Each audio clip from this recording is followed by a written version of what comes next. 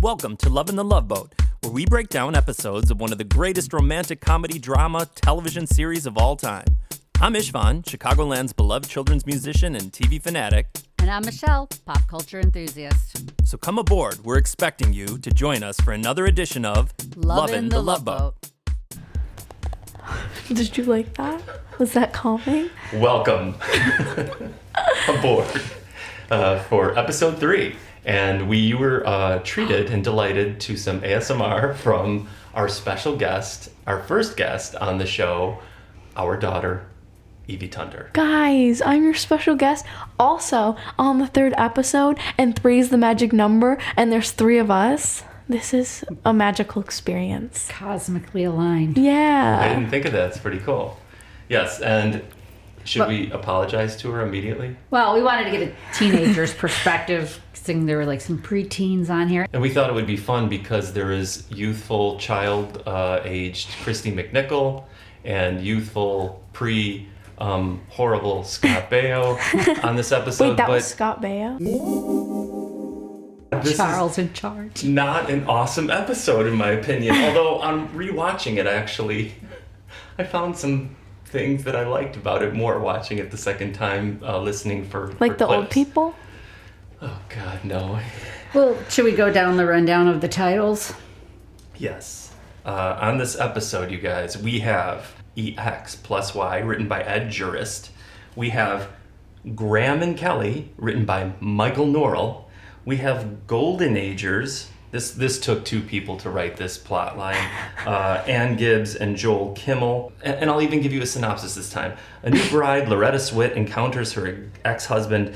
2 13-year-olds, no, actually they were 12. I don't know why they say 13-year-olds. Find first love, and Julie falls instantaneously. Of course. In love. She falls for a tour guide.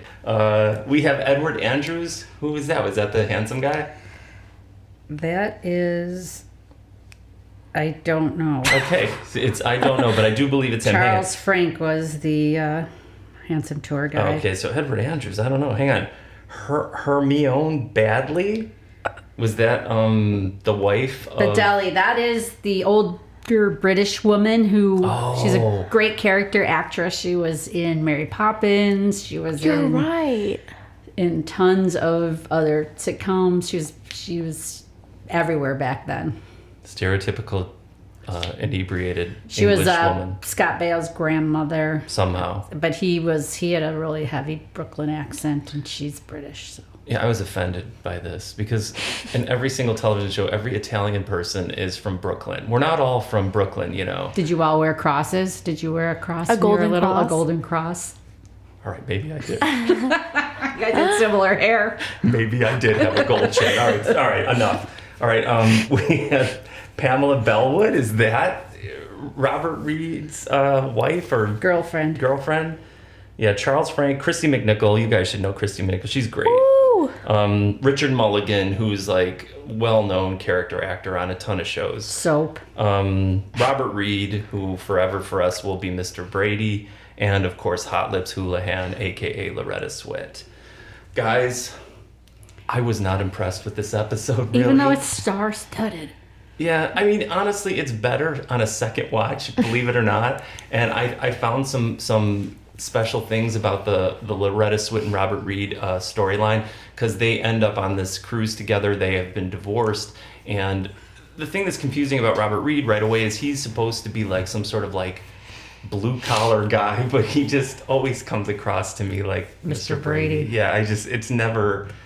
I never feel that he's like just some regular guy that's tough on this one. So that's one of the things that takes me out of it. And I hated the old people. No, I think it started off very strong with when they came in singing Row, Row, Row Your Boat.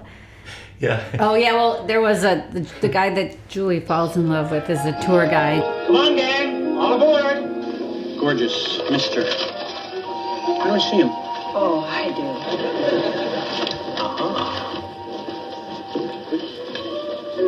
Hi, I'm Mr. Wright. That's what she thought the minute she saw you. Jim Wright. Well, I'm Yeoman Purser Smith, and this is our cruise director, Julie. Julie. Julie.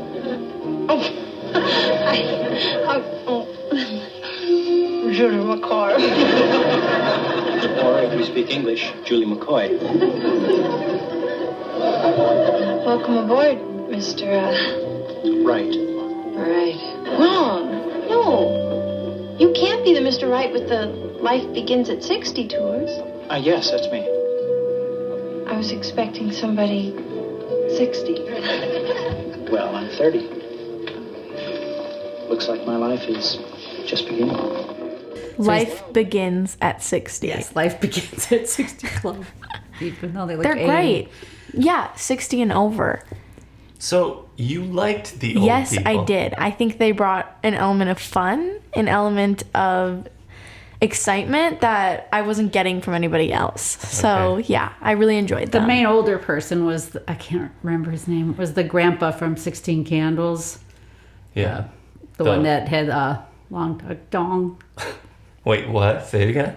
She won't say it. Look, she's having a difficult time. As the, Wait, what was as his the name again? exchange student at his house. I'm not saying it again. Yeah, it was that grandpa. And he was supposedly Scottish on this, and his Scottish accent was just like... She looks like the real McCoy to me! They really were selling the old people having a good time at 60, even though they all look like they were like 85 years old. That's what I said. Yeah, everybody looks like way older than their actual age. Yeah, so Julie falls in love instantaneously. She sees this guy who's with like Lego hair, like it's like this perfect like hairsprayed Lego hair. And then she falls in love, and that is the magic of the boat. You really do fall in love like so fast. And he's taking all of these elderly people onto the cruise, and he is just run ragged because they are going for it on this trip. Yeah, he and Julie never get a moment to themselves to really get the romance No, the going. old people C block. They have time to get it to themselves when they're 60 and over. Yes, they have more time, said the smoker-voiced lady. Yeah, so this episode was really tough kind of to get into for some reason. It just, we were sitting there just kind of watching. And then like Kristy McNichol is on with her sister and their dad. He's the dad and just straight up disappears. Yeah, I didn't catch what he did. And then they were left alone. The whole time. And Kristy McNichol's like, would they say 12? And then her sister's probably like 10. 10. She was 10. And they're alone all the time on the cruise. The one little girl was just in the room sleeping at that one point because Kristy McNichol went to the bar with Scott Baio. on a little date. Yeah, but like they're It's a at the lounge. bar. They were at the Unrealistic date, may I add. The woman came in wearing a suit. I like the moment that I saw her, Kristy McNichol, I was like, there's no way that they're gonna make her fall in love with this other boy. And then they did. And I think that it wasn't very accurate coming from a teenager myself. Yeah, I mean that's the plot line. It's like first love, you know, Yeah, first first love. love. Love at first sight. But the thing is, Scott Baio, who, well, hang on. The thing is, I was sitting on the couch, we're all watching this, and I'm trying to stay interested in this episode that I was unimpressed with. And then I'm like, how is this grandma, who's an English grandma, the grandma to this little Italian boy from Brooklyn? And then guess what? By the way, you two are a very interesting combination. A grandmother from England and a grandson from Brooklyn. Well, my daughter couldn't resist a man in uniform. Ah, he was an American soldier stationed in Britain? No, a bus driver in Brooklyn. But Scott Baio is nervous. That's kind of the thing that's happening. And so when he tries to talk to Kristy McNichol, he starts to go into some weird character. It's almost like a monster hunchback. Was it the claw or Yeah, something like yeah, that? like his like hunchback hand. Yeah. And then he starts talking in this voice and acting strange, and then he just like runs away because he doesn't know how to interact. Although he's supposedly too, and he doesn't play this very well of being smart. He's supposed to be a really smart kid, and he just does not come across And as that smart. transferred through to adulthood. Not very smart.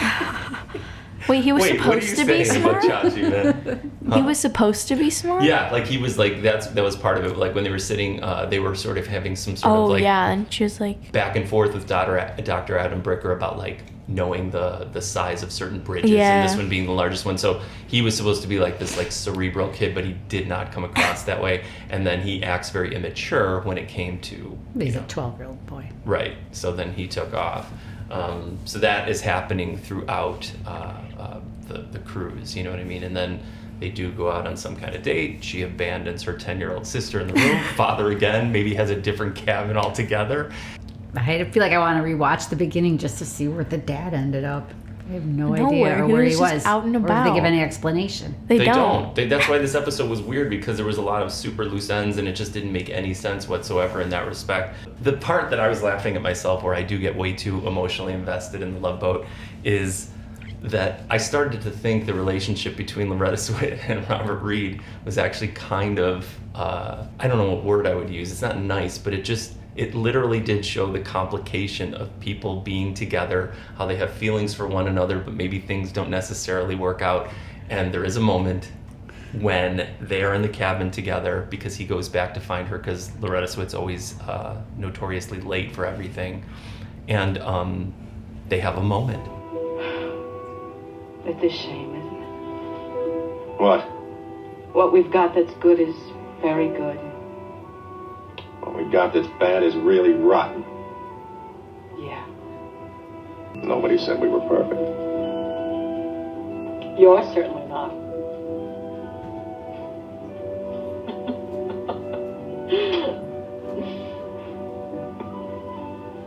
You know, I really like you. I just can't stand you. I think I hate you too. And we forgot to add that Richard Mulligan, who's her current husband, was also their marriage counselor. Oh yeah, that's Which right. is like an important What thing is to it leave with out. like counselors or like therapists taking their clients' wives? That's really like a common plot line. It is. But also a super conflict of interest in like breaking some illegal. sort of like I don't think you can date what your is it, clients. like the Hippocratic oath in like the medical field or something like that or whatever. It's just like that would seem like you can't do that. Then we wouldn't have this Love Boat episode if we didn't. Yeah, it's weird. But honestly, like again, like the thing that's cool about this show, even though this was kind of a dog episode, is I do believe that the actors and actresses, they bring like this weird special kind of like super TV sitcom-y, you know, lighthearted quality all the time. I mean, you're not going to not get that from like Robert Reed or something. But when they act, like the scene that I either played or will play of those two together is really powerful, because Loretta Swit's really giving it her all, and she really does seem like emotionally invested in this. And you see sort of like the difficulty and I don't know, just the overwhelming nature of like, you know, you spent all this time with someone and you kind of then still feel that like spark or something, and you're confused and conflicted, and they really do sell those things, and they do it in this nice brief little moment that for me is effective and powerful. And like honestly, that's why I'm making fun of myself. Going back and watching it a second time, I find myself again completely engrossed in those scenes. Now, kiddo, what do you think of like this show in general, just like as a show? Like, do you find it funny or weird or like From a Gen Z perspective? absolutely ridiculous? Because like TV for you is different than TV for us. Like we watch TV like pretty religiously, and you had to watch TV when it came on, which is just so different for you. Like you'd, you know, like change your whole life to be home to like watch a certain program that you really like. With commercials. Yeah, and you had to sit through the commercials, although we would all go completely nuts. So what do you think just in general of the show? Do you have any kind of assessment on it? I like it a lot. I think it's like a nice thing that you can put on whether you're fully paying attention or not. And it kind of, I'm sure, brings like a lot of nostalgia for like you guys. Oh, for sure. And I think it's like a fun, you can kind of lose yourself in it, and you don't need to fully be there to like know about it. That's a great assessment. What do you think of Gavin McLeod? He wasn't really on this episode No, he very wasn't. much, It was though. very disappointing for me as a fan of That's Gavin what I'm saying. McLeod. He Who hardly is was he? on the captain. Oh. We need to find a better episode for you, though, to really take in the full, because like this one did focus a lot on the people that were on the cruise, and you need to. Julie was the main. Julie and Doc here, and Isaac, because he was bartending in every single bar that there was a scene in. I've never seen a busier bartender. He's running across he the was deck. at the bar at the pool, the bar in the lounge. He's the best though, man, because he's so good with all of the people on the ship. Like when Scott Baio gets nervous, he knocks the popcorn into Isaac, and Isaac just plays it off real cool. laughs Doesn't make real him feel nice. bad. Yeah, and then the older woman's there, and he's got her drink, and he knew exactly. Boilermakers. He just drinks a lot of Boilermakers. He the old lady. crushes it all the time. But hang on, speaking of which, I want to apologize to you too, because I learned something very valuable, Evie, and it kind of hurt my feelings on this episode. that Kristy McNichol tells Julie that she can't tell her father this information, you know? And I apologize to you because we've never taken you on a cruise, and I didn't realize that you need to confide in a cruise director. Julie? Yes. Can I talk to you woman to woman? Absolutely. Well, I can't really talk to my father about something like this, so... Okay, shoot. You went through puberty, right? Yes, there's some people I know who think I'm still in it, but yes, I did. And when it was over, did you know how to handle boys? That's a tough question, because there's some boys that you just sort of instinctively know how to handle, right? And there's some boys that you learn how to handle. And other boys you never figure out. Oh. That wasn't much help, was it? Well, what do you do with someone who's the most grown-up person in the world one minute, and the next minute he's acting like a 6-year-old? Graham, huh?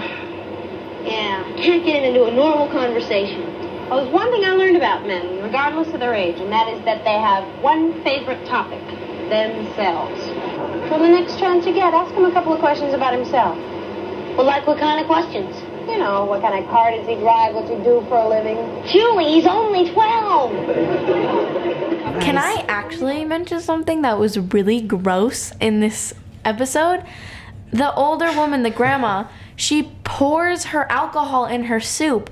And not only is that just gross because it's gross, but the soup looks like some sort of cream soup. Wait, did she really put I the thought the alcohol bowl in the was soup? empty. No, there was like soup white. in it? I swear I saw white. I might be hallucinating. Oh, I assumed that the bowl was empty and But she was just I trying to think like she just poured hide it the in fact there. that she's drinking And this that's so entire gross. Oh, I cruise. have to go back then, because if that's really the case, If that is I'm wrong, disgusting. I'm sorry, but...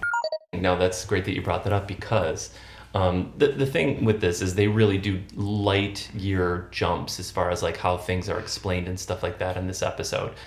As these two kids are not getting along with one another, the grandma, after she makes her booze soup, she comes up, she storms over in her little sailor outfit. Let me add, Uh-oh. this episode may be a little lackluster in the storyline or whatever, but everybody's clothes were fantastic. Her sailor suit, amazing. Loretta Swit's clog sandals in the beginning. And her bathing suit. Yeah. And then Julie had some amazing floral dresses on in this episode. So if nothing else, watch it for the clothes. Hang on, wait, I'm trying to think of, remind me of sailor suit and booze soup and what she does, but also, speaking of clothes, terry cloth shirts. Both I forgot about the terry cloth that shirts. I want so Every guy bad. had a terry cloth, like, short sleeve button-up shirt on. I can't even tell you Even how long Scott it took Baio. me to find a robe that felt nice. And back in the day, terry cloth was everywhere, and I loved my terry cloth shirts, I swear, with my gold chain. Your gold cross or horn. I had a snaggle top. Did you really? Yes, I did. Oh my god. That doesn't surprise me. I am Italian. All right, here. The thing is, they had, like, first Robert Reed had, like, this just, it's like a button-down, like, short-sleeve shirt. With but pockets. With pockets, with big buttons. Like, it's like robe material, but it was a regular shirt. And then Richard Mulligan had one on, too, like a different one. I'm like... Different color. Yeah, where are they finding these shirts? And now I'm obsessed. And then Scott Baio had one with a hood. Oh, my God.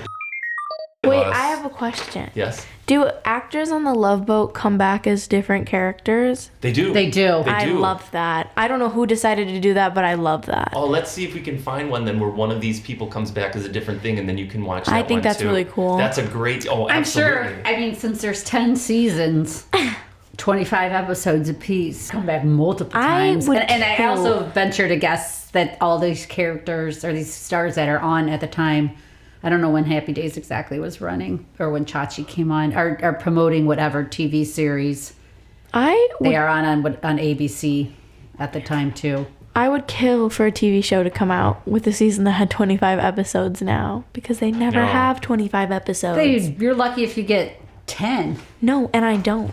I know, it's really And insane. that's like your big beef. Stranger Things. Literally, Stranger Things has taken 3 years, and we're only getting like 8 episodes maybe. Meanwhile, it was 10 years straight of 25 episodes from the Love 10 Boat. seasons, and we know what happens in the first episode of season 2, which is a monster show with Gomez Adams, who's a hermit who lives on an island, and it's like a 2-hour extravaganza. I love that. You should. If we rock to the second season, you got to see that. Yeah, so this one was just kind of like, good people on it. They did do a good job. I thought actually Kristy McNichol and Scott Baio really did do a nice job of being two kids who were first time ever, liking one another.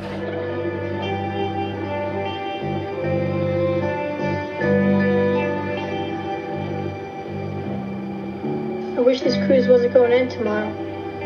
Yeah. We got off to a great start, huh? You were both nervous. Speak for yourself. Who gave the waiter a piece of Kleenex, huh?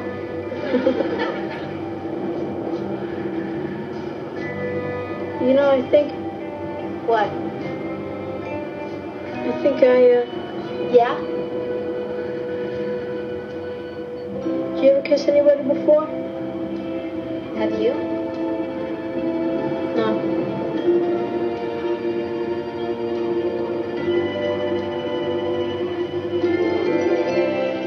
Yeah, maybe. Was she at that age on Family? Was it Family? Is that the TV show she was on? I never watched that show. I remember the show, but I never watched it. That was on at the time. She's so good, though. She really is so great, and you could see why she was popular because she just... I loved her as a kid. I love her now. Me too. Her hair. She's awesome. She's so cool. She's great. I didn't even know she existed before this, but now. And she does a really cute callback at the very end when they're saying goodbye to one... He just knocked... Oh, my God. What was that? He knocked a bottle down. Oh, you are a crazy person. Birthday boy's out of control, man. He's going wild. Look, he's spry and over 60. No, but they did life a callback. Begins at They did a callback where she did the claw thing at the end. Yeah, and it was very cute and very funny and very believable. She was excellent on the show.